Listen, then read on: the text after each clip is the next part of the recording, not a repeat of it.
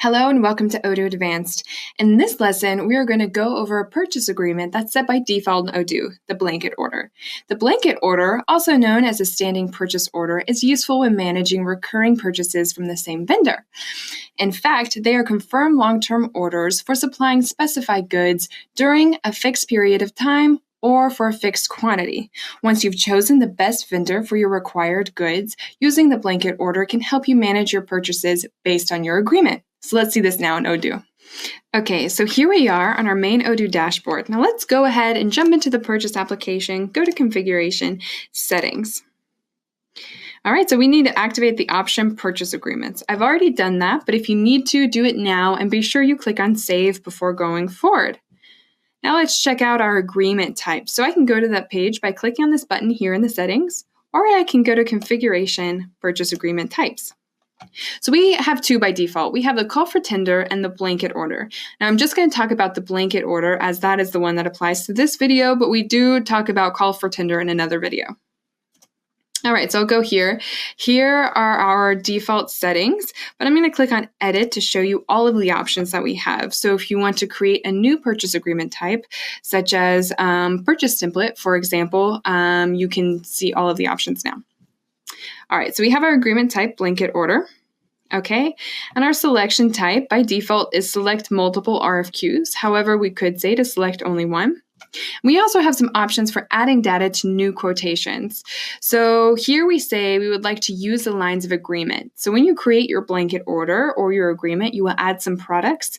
And when you create the RFQ from that agreement, it will automatically add the products to the RFQ.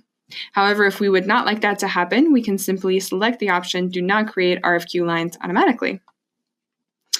We also say set quantities manually. So even though the products are added automatically, we would like to set the quantities ourselves. So we'd like to define the amount that we'd like to purchase at that moment. Okay, so let's go ahead and save this. Go to Purchase, Purchase Agreements, and let's create one. Okay, so the purchase representative is me. If I would like to, I can change this information. Okay, agreement type is really important. It will automatically be call for tender, but in this case, we would like a blanket order. All right, now we're going to add a vendor. So my vendor is going to be Azure Interior. And now I'm going to add some products. So I would like a customizable desk and also a storage box. All right, and I'm going to say that with my vendor, we decided that I would buy 100 of each product. So I'll go ahead and add that amount here. And because I'm buying 100 of each product, he decided to cut me a pretty good deal. So the customizable desk is only going to be 600 euros in units, and the storage box will be 60. All right, now I also want to add an agreement deadline. So I want to say that this is agreed upon up until May 1st, for example. However, if I don't want to create a blanket order that has an agreement deadline, let's say I would like to use this as more of a purchase template, then I don't need to set the deadline. I can leave this open-ended. Okay, so I'm going to save this. Now, if we look in the right corner, we see some stages. So right now, this is in draft, but we also have ongoing and closed. Now, when we click confirm, it will move to ongoing. Now, in this stage, we have some other options. We can create a new quotation directly from the blanket order. Now, let's see what happens when we do this. New quotation. Boom, it automatically fills in the information from the agreement. It makes your life so much easier. So we have the vendor selected. We see which blanket order this is associated with, okay? And we have our products and our agreed upon price. Now, the only thing that I have to do is specify the quantity that I would like.